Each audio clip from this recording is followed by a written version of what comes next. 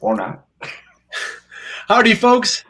Happy Wednesday. Happy hump day. No, it was weird because it said I scheduled the show for 5 o'clock and I didn't. I scheduled it for 1 o'clock. So I don't know. They were thinking it was Honolulu time. Yeah, it's 5 o'clock somewhere. Yeah, there it is.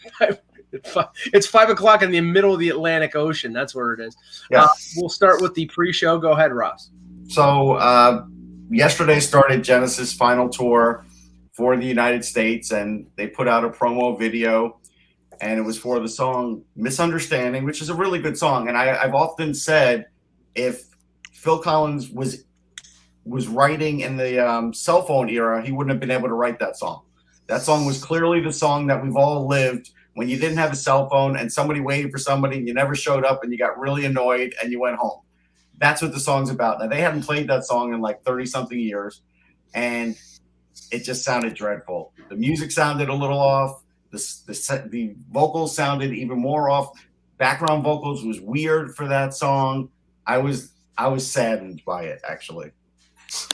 Yeah, it was. Sorry, Kev. Yeah. See, this is where we're coming from. At least I can say this is where I'm coming from. I've been a Genesis fan since before my teenage years because my older brother, was a Genesis fan. I saw them first when I was 11 years old. He took me to my first concert, and it was Genesis. I saw them 4 or 5 times in the 80s, a couple times in the 90s, in their prime when they were a great band. So that's the standard I hold. Now, I saw other bands in that era and then saw them later on, and even when they were sort of, older and sort of falling apart, they were still worthwhile to go see. I saw Genesis in 2007, and I told Russ this a number of times. I wanted my money back. It was so bad because I thought, they changed the key of the song because Phil Collins couldn't hit the high notes anymore. So the songs were not as I recognized. And I was okay with 2007, Kev. I enjoyed the tour. I liked it. But that's 14 years ago. 14 years later, this is the Phil Collins divorce tour. It's basically he's doing it to recoup some of his money that he had to pay his ex-wife to get his Florida compound back. And it's dreadful. He can't sing anymore. He can't stand anymore. And it's just, I look at him in the middle of the stage sitting on a stool, and he looks like Gollum from Lord of the Rings. It's horrible. It horrifies me. I just actually had read a story about him. Probably it was about 3 weeks ago, about all the medical issues he has now, and he can't do it. I just see those kind of tours differently. I view them as a chance to kind of say goodbye to a group that I loved Phil Collins, and if that's what he needs to do to make some money, it's kind of so be it. And I don't really kind of. Would you pay $200? No, but I don't generally pay that level of money to go to concerts. So I can understand that if you're paying that kind of money, maybe you expect more, but.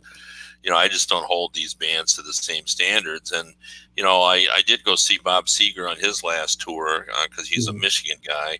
Yeah. And I expected him to show the signs of being 70. But unlike a lot of the bands, his voice is still strong in his 70s. Yeah. And he sounds very good. And so maybe I'm trying to think. I've seen some, I saw Sting. Sting can still do it. And see, this is the key. This is the key. It's like, okay, I understand that somebody in their 60s or 70s can't hit the high notes anymore on the songs. I accept that. Elton John can't sing like he did. Billy Joel can't sing as he did. But they don't change the songs. What they do is they sing in a lower register, keeping the song the way it is. Genesis, for some strange reason, they are adjusting the key of the song to lower octaves so that he can sing the song, but it's not a song that you recognize anymore. At least, Sting, you recognize "Message in a Bottle" from Sting because he's not hitting the high notes as he used to. I'll sum it up like this, Kev. This is like when Sinatra was falling off the stage on his last tour. Oh, yeah. Well, Phil can't fall off the stage because right. Yeah, well, you and I are never going to agree on No. these kinds of things. So I've kind of run by the sporting thing about it with several of my friends, and I've Now, noticed the it's about sporting thing, I'm different. Go ahead. I want to hear what you said. well, I've asked about that, and I talk about you guys all the time about the level of hate that you have for teams and stuff. And No, but for an older athlete, I have a different opinion than I do. Oh yeah. No, but I've just talked to him about that, and I'm surprised to hear that probably about 70% feel the same way you guys do. It's only about 30% of us that I'm into the sport. Like that's what I care about. And the people and all that. So I can still get something out of it. I don't hate any particular team. Like I watch a game, and I have this discussion all the time with my sons who just get so frustrated with the Lions losing, and they don't understand why I'm still watching. And I said, well, I get something out of watching the players develop. And I did that with the Tigers for 2 or 3 years, and now they're kind of turning the corner. I watched as some players got better and struggled, and figured out who would make it and who didn't. That's how I still get some enjoyment. But I just can't measure any. I had a couple players, like I said, Bobby Clark I hated when I was a kid, but other than that, all right, let me ask you this. So for me, I told Mike offline, for athletes, I'm a little different. So I did watch a fair amount of games in Tom Seaver's last season, and I saw 2 great starts and a lot of mediocre starts. What was it like for you, like Al Kaline's last season? Yeah, no, I mean, it was, but I appreciated, we're going through that a little bit with Miggy, with Miguel Cabrera, who, picked it up this year a little bit, but he's not the same hitter that he was. He can't turn on it with the same bat speed that he did before.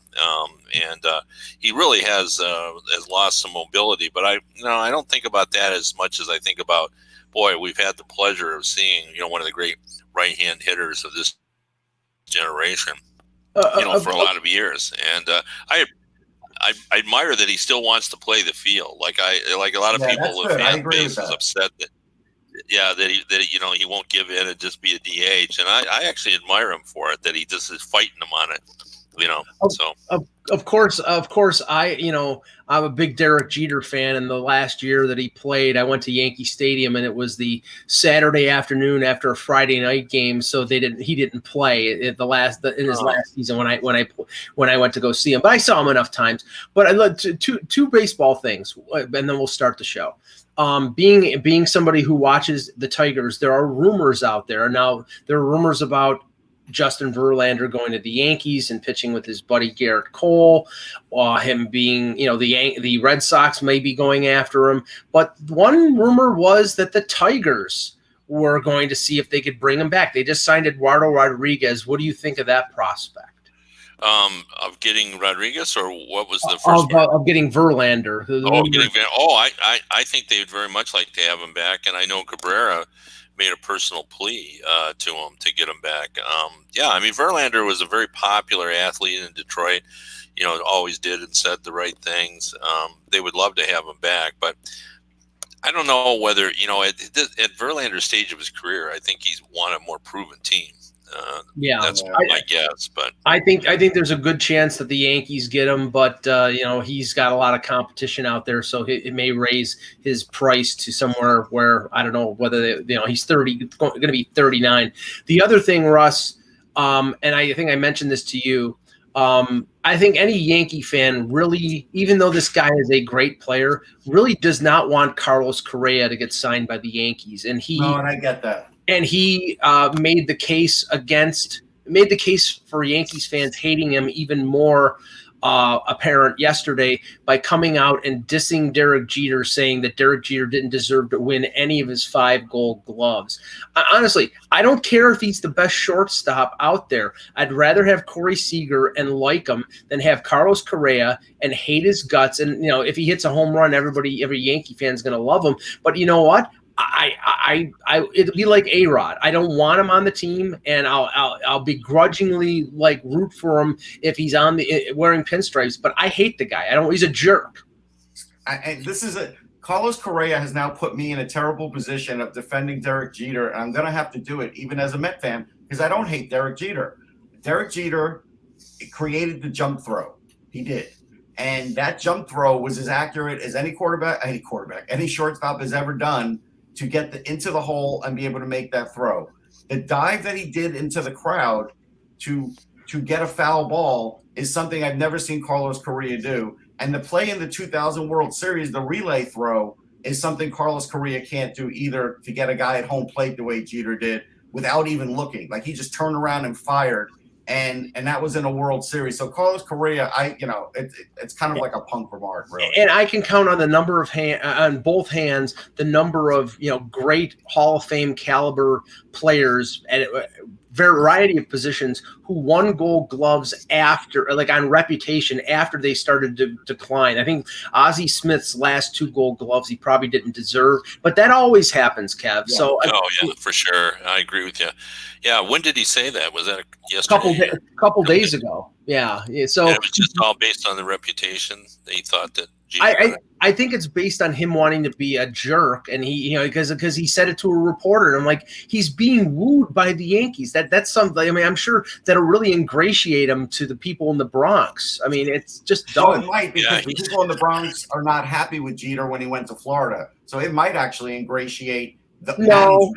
I don't think. And also, why would they care about him going to Florida? Yeah, they were not happy. I mean, Jeter also has not really come back to Yankee Stadium more than once that I can recall. And that's another issue too, because he's not coming back like all the other Yankees. He came back he doesn't play he's not going to play in old timers games. He said he was, but he came back for Posada's retirement number and his teammates from the core 4 teammates. So I think he's still in the Yankee family, but he sort of wants to carve his own path with the Marlins. I mean, I understand that.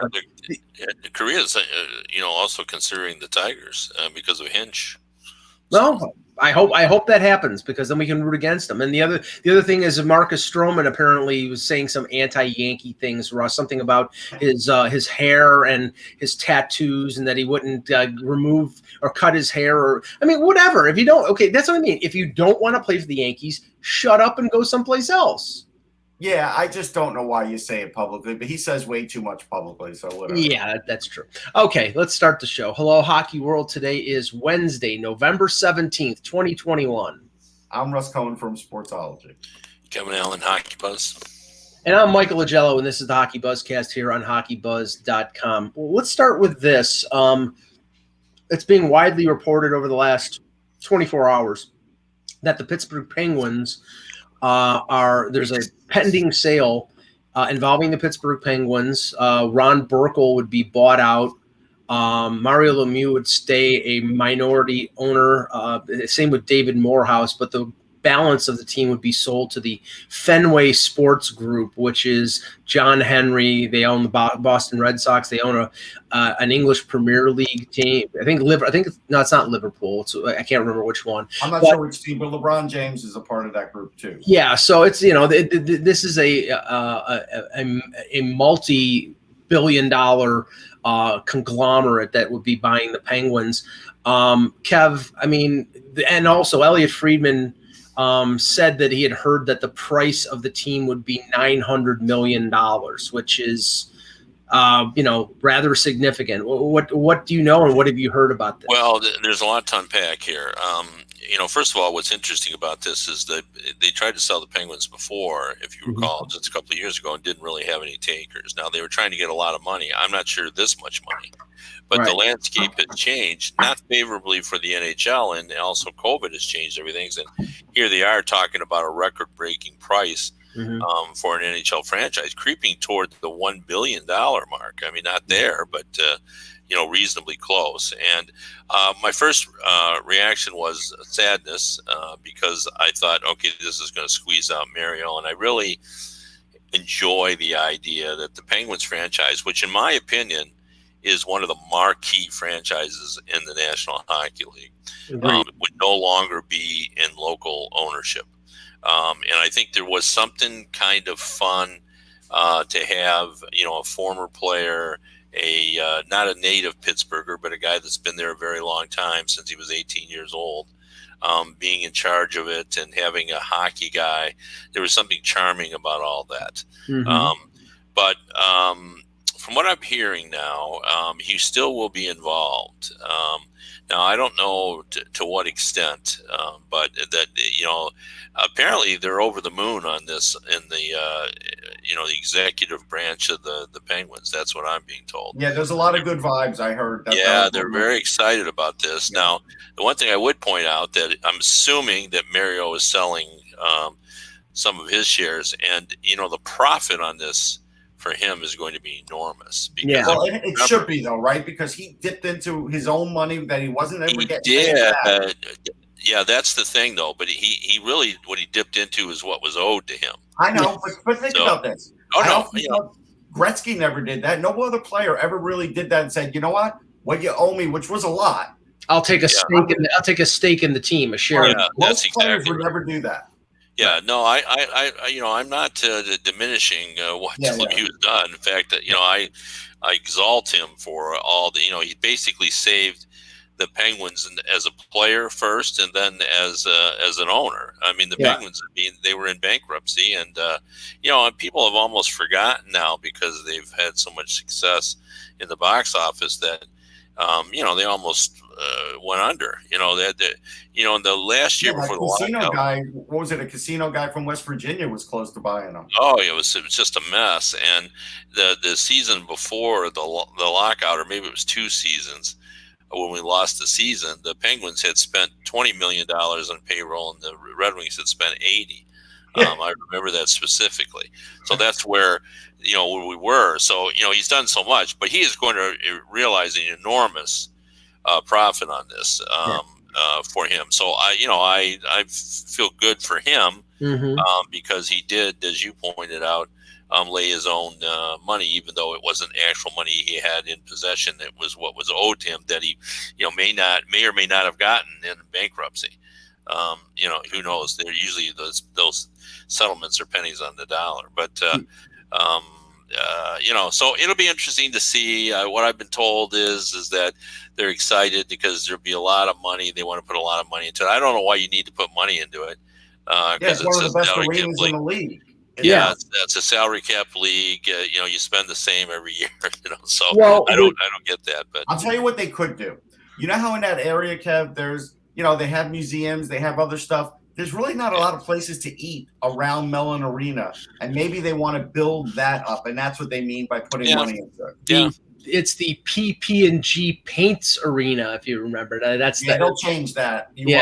Just like apparently the Staples Center in Los Angeles, it's now going to be the Crypto.com Center or something. At a certain point, we're going to stop referring to the names of these arenas. But just back to the Penguins for a second. And one thing that I don't know if it was Jeff Merrick or Elliot Friedman mentioned on their show this afternoon, they said that there really was sort of a tacit agreement between Jim Rutherford and the ownership of the team that he could basically do anything he wants, but they would need ownership approval to move A, Sidney Crosby, or B, Evgeny Malkin.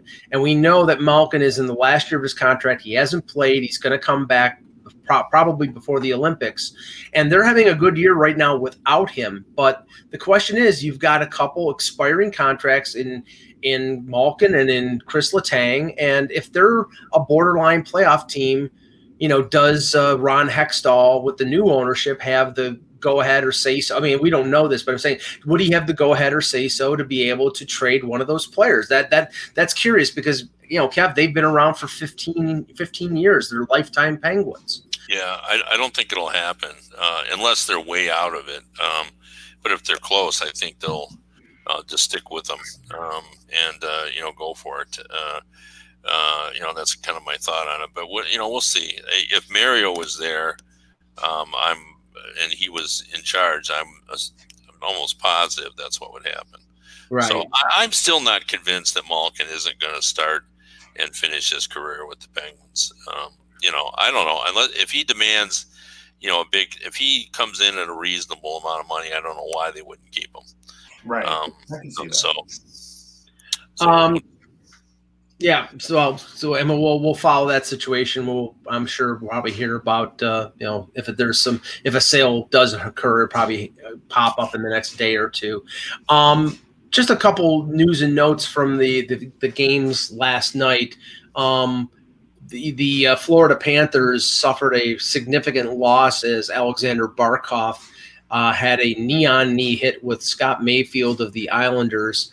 Barkov, according to Andrew Brunette, the interim coach of the Panthers, will be out week to week. No surgery, just rehab. So you would assume that's probably at least a month, maybe 4 to 6 weeks. He is the best player on that team. He's the number one center. But, Kev, they've been rolling. They've been getting great goaltending, but now they lose Barkov, and that's a big loss. Yeah, no, you're absolutely right. And I really like that because they got all elements. They have the goaltending, they have the defense, tenacity, they've got the toughness. But Barkov is just such an integral part of all that you're going to have some sort of slippage in terms of, he's the flag carrier, and it's hard to find flag carriers these days. You have the best player on the team, but sometimes they're not flag carriers. But Barkov is, so I see that as it's going to be, they're going to have to rise up, and you can say next man up as much as you want, but there is no next man up to replace Barkov. Now, Russ, what they can do is Sam Reinhart could move to center. He's been playing the wing, and he moved to center last year when Jack Eichel got hurt in Buffalo, and he was pretty effective. They could do that, or they could, we know that Bennett's been playing center for them. They could elevate Anton Lundell into a higher role. So that's what I would do. Yeah, they're not. It's a significant loss. They're not going to be the same team without him, but they do have secondary players that could fill in the interim. With Lundell, much the same way the Flyers did in his rookie season, Sean Couturier, Peter Laviolette put him in like a defensive role in a higher elevated center spot and just wanted him to concentrate on that. And he did a good job. I think Lundell could actually do the same thing. Now, on the flip side of that game, the Panthers won 6-1 over the Islanders. And the Islanders completed their 13-game road swing due to the construction of the UBS Center at Belmont Park, and they ended with a record of 5-6-2. So if we're talking about normal 500 record, they're 3 games under. But Kev, I said if they were 500, they had nothing to worry about. I think they're last place in the Metro, but now they have a 13-game advantage in terms of home versus road. And, I think they're good enough that they'll be able to recover from that. But this road trip did not do them any favors. No, for sure. They were just treading water, basically. But, their issues go beyond, I think, this road trip. They still got to figure out their defense isn't right. The loss of Leddy, they've not sort of figured out how that's all going to work yet. That's been pretty obvious. And I do think, we need more out of Anders Lee. I don't think he's at the level that he needs to be in. And, I don't think all the off-season maneuvering has, paid off yet. I think they've got to sort that all out. So I would say that the Islanders, they haven't been nearly as strong as we thought they were. And I think it goes beyond the road warrior thing that they've had to go through. Yeah. Other games last night. Hold on, Mike. Go ahead. I'm sorry. Go ahead. So, for me, the road trip was not successful. The other thing, there's an underlying stat, whether you believe it or not. Money Puck has a lot of great goalie stats, and actually Sorokin's, I think it's his freeze rate, where you freeze the puck, is not great. And so while other things look good with Sorokin, there are some underlying things there that could be something to look out for. Varlamov probably still not in real NHL shape yet. That's another thing. Right. And I'm going to tell you, on opening night, there's going to be some surly fans, the ones that live on Long Island and aren't driving to UBS, because to get there, you're going to have to now pass the arena on the train, change at Jamaica, which is in Queens, and come back to Elmont. But if you live in the city, it's a straight shot to Elmont. They still have not fixed this, even though they knew this arena was coming years ago. And this is like a big problem. Plus, their big parking garage is not done yet either. They have a lot of little offshoots. Wasn't this the same issue when they were at Barclays? Wasn't it like you had to go to Penn Station and then, or you had to go into the city and then back out to? Yeah, I mean, little back information on this. So, like as a kid, I used to have to come from like the Massapequa train station and have to change at Jamaica to get to Flushing. But that was okay. It's like, all right, look, I'm going to Queens, whatever. They're actually going to pass the stadium to have to come back if you want to take mass transit. So that's kind of lousy. As it's almost finished. Yeah. The Long Island Railroad is the most inefficient railroad on earth. So when they say almost finished, it could be like 2 years from now. For our Toronto viewers, that's like saying the construction on Queens Quay and Lakeshore Boulevard is almost finished. I've been going up to Toronto since 1986, and it's never stopped. I know. I mean, it's construction that will never – it'll be going on when I die. So anyway, in other games last night, the Maple Leafs continued their winning ways. Now 9 of the last 10. They went 3-0 over Nashville, and we had some sort of byplay back and forth on our group chat about Jack Campbell. I'll just say this. Campbell has played great this year. Last night was not a Jack Campbell shutout spectacular. It was, he faced 23 or 24 shots. He made one big save. The Leafs played really good defense. It was a 1-0 game until late in the third period. So, he got the shutout. He deserves the credit, and he's played really well this year. But last night was not a game that really stood out as a Campbell game. But I do think that Ack is right that he's brought himself into the conversation for one of the 3 goalies. I just continue to say, Kev, that he'll be one. He may be one of the 3, but he's not going to be the one. Yeah, no, that's what I would say too. Just because I think body of work does play into it, and John Gibson has been doing it longer. Connor Hellebuck is certainly a player that's, in the mix as well. So, we'll see. We've got a long way to go, and, we're only, less than 20% into the season. So let's kind of wait and see how it plays out. But Campbell's been impressive. There's no doubt about it. Right, and he's playing a lot more than the Leafs expected because Mrazek has a groin injury that he won't be back probably for another 2 to 3 weeks. The Rangers won 3-2 yesterday, Russ, over the Canadiens. The Canadiens continue to struggle. They're, now Jake Allen has got a concussion. We know about Carey Price being out. Their goaltending tandem right now is Caden Primo and Samuel Montembeault. So it's, that's border, that's AHL caliber, and I'm not ripping Caden Primo because he's going to be, I think he's going to be a good NHL goaltender, but he's 21 years old. I think he'll be a 1B. I do. I've seen him perform really well in different situations, especially like in the cup that they have in Massachusetts. The Bean Pot. Bean Pot. Thank you. He was great in that. He was injured. He played injured in that. So I've seen him in, U.S. NTDP competition, All-American All-Star game, all those kinds of things, prospects game. And so I do think he's a 1B for the NHL. As far as the Rangers, it's a good win. But it's also one of those where fans probably felt like they should have done more. This is a weird season. Like, the only thing I can tell you is there are a lot of close games that shouldn't be. And we're seeing them, and so you can't really say anything. If you get a win, you get a win. That's bottom line. That's what I always say. Right. Kev, the Sabres, who you wrote a piece about a couple days ago, they beat the Penguins 2-1 in Pittsburgh.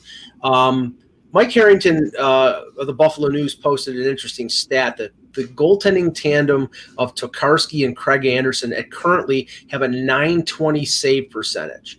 Now, Aaron Dell had one game, and he was a sieve against the Leafs. And I don't expect that to last. But, if they get .920 save percentage out of their goaltenders, they're going to win games that they probably shouldn't win. And Tokarski played really well last night. Yeah, no, for sure. I've talked to a few people around the league about the Sabres, and I think everybody has kind of said the same thing. Kevin Adams has done a little bit better than they thought he would, given the fact he didn't have a lot of experience. But, as I wrote, I think what we didn't count on is that he was going to gain a lot of experience having to deal with the Zeichel situation. Yeah. Like that went on for so long that he learned on the job, and in a crucial type deal where I think it expedited his learning curve. And he, out of the big 3 deals, I thought he did well in 2 of them. Agreed. So 2 out of 3 is not bad. No. I thought he should have gotten more for Reinhart. And then Granato has done a terrific job. I've asked around about him, and I think everyone around the league thinks he's getting more out of his players than his predecessors. That he's a good teacher, and the younger players are doing better. Almost all of the younger players are doing a little better job. And then, the big thing is, and I think Russ can speak to this more than I can, but I've talked to a couple of general managers who said Jack Quinn is the real deal. Like, they've been watching Quinn down in the American League, and they think he's going to be up there. And then I checked with Mike Santos of Team 33, who I've written about, who's an independent algorithm, and they rate Krebs right up with Quinn, that they're comparable prospects. So if those 2 guys both pan out, suddenly the Sabres are looking a little bit, and they have the possibility of 3 first-round picks. So I think there's some encouraging signs there. Now, as I said in my column, we can't undersell the Pegula factor. And, they have done some things that I think have set this franchise back, and it's possible they could do things again. But, right now, I think there are some encouraging signs. Russ, what's your thoughts on Quinn? Yeah, Quinn's really fast. He does have a pro shot. There's no doubt. I don't think he's a center. I like Krebs a little better because he is a center. I think that's the only difference. I don't think Quinn will score the 40-something goals like in the NHL like he did in juniors, but He's got the kind of shot that could score 30 goals. And go ahead. Sorry. And if they can get him into a little bit of open space with a really good line mate that could find cross ice passes and things like that, and the power play, he'll get his goals. Yeah, I mean, we had Joe Yurden on a previous show, and he had said that, Jack Quinn had been used primarily at center last year for Rochester, and that was a head scratcher because in the draft, I think Rossi and Perfetti, who are both centers, were drafted after him, and if they wanted a center, they should have drafted one of those guys. So, maybe in the end, Quinn ends up being a winger, but they're playing him at center, and right now looking for a goal scorer, Mike. Like, that's your typical formula for a team that says we get these other guys are really good. Yeah. We're going to roll the dice on the goal scorer because we feel like we need a goal scorer because we've talked about it before. There's not enough goal scorers in these drafts now. Right. And right now, Quinn has got 16 points in 11 games. He's leading the Amerks in scoring. J.J. Peterka, who was their second-round pick last year, is second with 13 points. He looked good in training camp, so he might eventually get up, and so will Krebs, and so he needs to work on his play in his own end, but everything else about Peterka is really good. And Matthias Samuelsson is doing well down there. He was on the Sabres. I think he played a couple games. But, yeah, the youth is there, and if they allow it to develop and maybe, like the Leafs did a few years ago, at the end of the year, give them a taste in the NHL. But to your point, Kev, Granato is even getting more out of the veteran guys. I mean, the Ralph Kruger factor in Buffalo is indisputable. He really did bad things for this organization in terms of alienating veteran players and not developing young players. Casey Middlestat played much better after Kruger was fired, and look at what Skinner is doing this year and Oposo is doing this year. He was possibly the worst thing that happened to the Sabres organization in the last 3 years, and that's saying a lot because his reputation was golden before he came in. Well, he fooled us. I remember talking to a fellow writer who said that Kruger fooled all the media because he is so mediagenic and so communicative. He's a great communicator. But when it comes to X's and O's and the minutia of coaching, that wasn't his thing. Yeah. And, and it showed. I mean, coaching today is so modernized and so technical, and it's a hard job. Like, you got to come in early in the morning. You got to stay late. You break down every player in every game. They grade every player. They go over it. They talk to them about the little things that they're doing that they can improve on. It's complicated. Yes. And you need a real professional, and I think Granato is that guy. He's been a real pro as a coach, and I think he's able to, bring in a guy like Rasmus Dahlin and put him in front of a video and say, look, this is what you're doing. We think if you do this. And the other thing is, he empowers people. He doesn't tear them down. Right. Right. And I think that's an important thing for the Sabres now. And I think they feel good about themselves. They feel, confident. You can see it when they play. Like they don't play like a downtrodden team. Not at all. So, who knows? Like, they're not a great team, but they're better than we thought they were. That's all. Yeah. The one thing they try for Granato, the Leafs were up 4-2 in the third period against the Sabres, and they kept coming, and they tied the game, and then lost like 11 seconds left, but they kept coming. So yeah, Kruger was like the Music Man. If you ever saw the Music Man, you'll know exactly what I'm talking about. He got everybody excited. Everybody. The estate of Robert Preston wants to sue you, Russ, for that comparison. Okay, couple other things. Flyers win 2-1 in overtime over Calgary. The game was marked by Kevin Hayes' first goal. We saw the video. I saw the video of Hayes pointing to the sky, obviously for his late brother Jimmy. Russ, I fought back a tear when I saw that. No, it was a great moment. It was nice. It was nice for him to see. Then, unfortunately, later that period, he went off the ice. Oh, jeez. With an injury. Now, he did come back. He did come back in the game, but everybody's hoping now that he's not starting to have a setback. So that's something you have to watch. But it was a great moment, and it tied up the game. But, again, this is a game where a win's a win, and Carter Hart won that game for him. They are probably the worst power play in the league now. I want to say at one point they were 0 for 4 yesterday.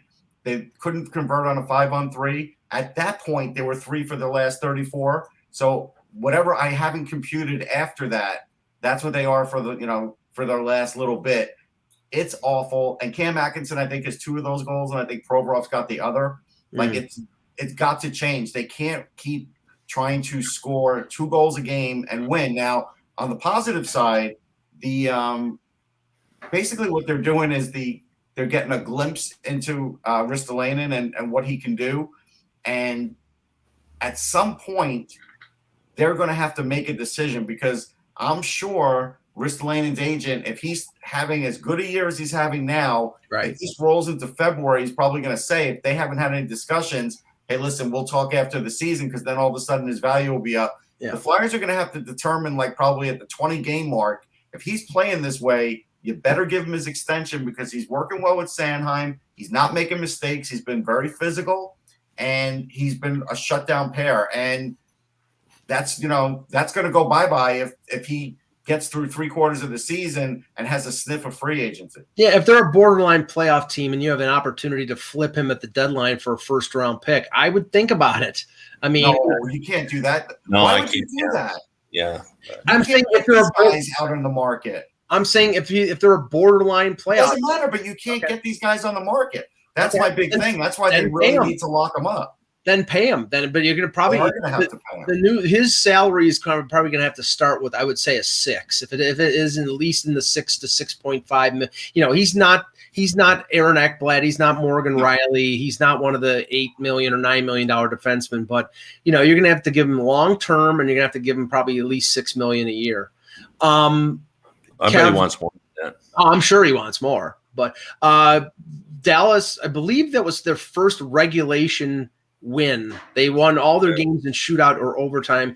They beat the Red Wings 5-2, and I think you mentioned before the show about Dylan Larkin, who scored a power play goal, but he's now in COVID. Yeah, I mean, Dylan Larkin, I just started this story before I came on the air, but he's leading the NHL in misfortune. He started the season, he had a really difficult rehab. He didn't have surgery on his neck. All summer long, there was, rumors floating around that he was still in pain and still struggling, but he got it all together and he was pain-free and he looks good, and he's playing really good hockey. Like, he had 5 goals in his last 5 games. And then yesterday, the Red Wings fall behind 3-0. They make it 3-2. And then between the second and third period, there's no Dylan Larkin. And that's because they came in and said that his test that was done earlier that day had come back positive, and he had to be removed from the game and enter protocol. So, that always, when this happens, it always opens the idea, well, why wouldn't they notify it earlier? But, I think we should actually be happy that it takes just as long for a NHL team as it does for a regular. I agree with you on that. You don't get COVID tests that results back in 7 hours.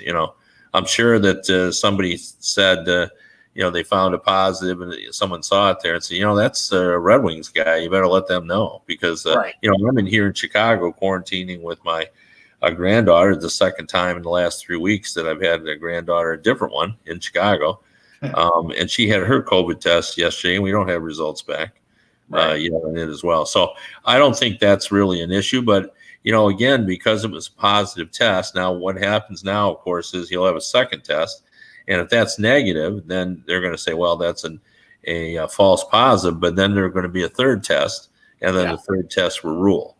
And in the interim, you hope that nobody else on the team has it. That's exactly, yeah. And it matters whether or not he's symptomatic. If he's symptomatic, even a mildly, then of course you're talking 10 days, and that's usually at least 4 games.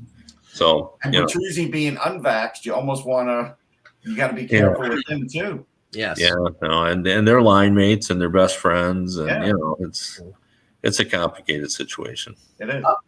Now, Russ, the Winnipeg Jets seem to have the Edmonton Oilers number. They beat them in the playoffs in the first round last year, and they beat them last night 5-2. And as usual, it's either Draisaitl or McDavid or both of them carrying the team on their back. And Draisaitl had 2 more goals last night. He's now got 17, which is just, I don't know. Oh yeah, that's it. Yeah. Is he ahead of Mangiapane or not? I'll have to check. I'm not sure. Mangiapane does have double figures. I know. I'm with Eck on that, because I have him in a fantasy league, and I took him in I got him as an extra player because I thought he was better than his status. Oh no, he is. But if you want to bet that he's going to be in the top 20, I'm your guy. I'll bet you. Yeah, I'm not betting that. So. Yeah, that's where Eck goes a bridge too far. It's sort of like the 101st Airborne in Holland in 1944. But no, the one other thing I wanted to point out about this game, Russ, is the real Mikko Koskinen has stood up. 22 saves on 26 shots, 4 goals in less than 2 periods. They pulled him and brought Stuart Skinner in. They can't depend on Mikko Koskinen. I'm sure they're twiddling their thumbs and biding their time until Mike Smith comes back. But I keep saying this team will not go anywhere unless they improve their goaltending before they're going to get someone at the deadline. It'll just depend on who they get. Probably it'll depend on what they think Mike Smith can do, but they have to get a fairly significant goalie at the deadline if they want to have cup hopes. I agree with you with that. All right. I just want to touch on this before we end the show. Team Canada, we're touching on some of the Olympic teams. We'll talk about dark horses on a future show. But one thing that I'm curious about, because I think we looked at the Team Canada's goaltending and said, oh, yeah, definitely going to be Carey Price. Coming off a Vezina Trophy, Marc-Andre Fleury, yeah, sure, no problem. And then it's who's the third goalie? Well, Russ, I think the third goalie is the only one right now that is a definite. Jordan Binnington has a winning record, 2.83 goals against, 912 save percentage. That's decent, not fantastic, but he's won a Stanley Cup. I think he's going to be one of the 3 goaltenders, but I'm not so sure about Price with his situation and with Fleury and the way he's playing in Chicago. I'll tell you what I think they'll do. They'll talk to Carey Price, and if he wants to go, he's on the team. Like, that's it. I don't think numbers are going to matter. I don't think any of that's going to matter. Doesn't mean he'll be the starter, but I think he'd be on the team if he feels like he could do it. Binnington, I never thought wouldn't make the team. He's going to make the team, and then maybe Carter Hart is the other guy that makes it. But again, somebody in the chat room said Sportsnet says Carter Hart's going to be the number 1 guy. Yeah, I don't know about that. I think that's a lot of a lot of projecting right now. He's having a great year, no question about it. But Binnington really hasn't fallen off from what he is. You might say he's not great, but he is steady.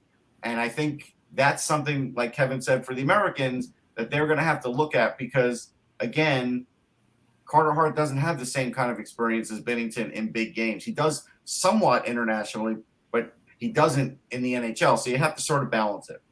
I mean, Kev, the other goaltenders that might be in the mix, I mean, Blackwood with his, I mean, obviously he's now vaccinated. He was talked about as a sort of a dark horse, but I'm just looking where he's only played four games so far.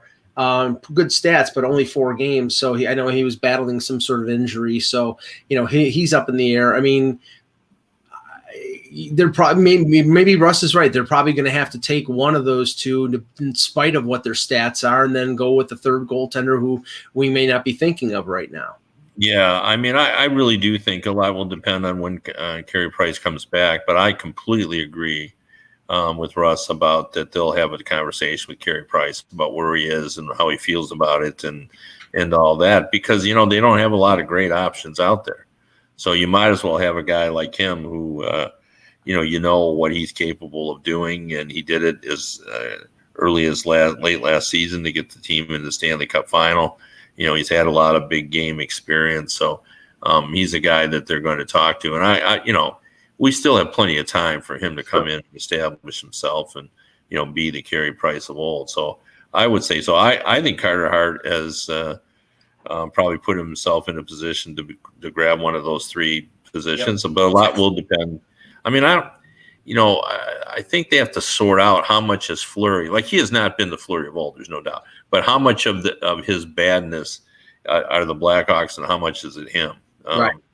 And I think that they're going to have to sort that out, and that's sometimes not easy to do. But there's no doubt. I've watched their games, and he has not been Marc-Andre Fleury like he was with the Vegas Golden Knights.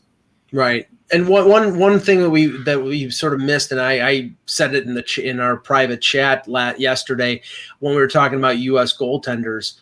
I know, okay, he's not the goalie he was 6 or 7 years ago.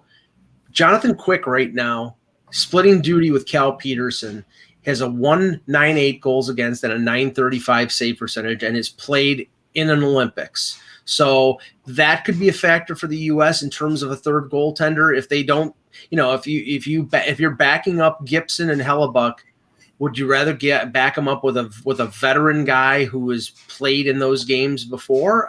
That might be a consideration. Maybe. It makes some sense. Other than I think a lot of times veterans don't want that number 3 job. Right. They'd rather have the time off and. Sure. So that's why it generally goes to a younger guy who is just excited to be there. Yeah.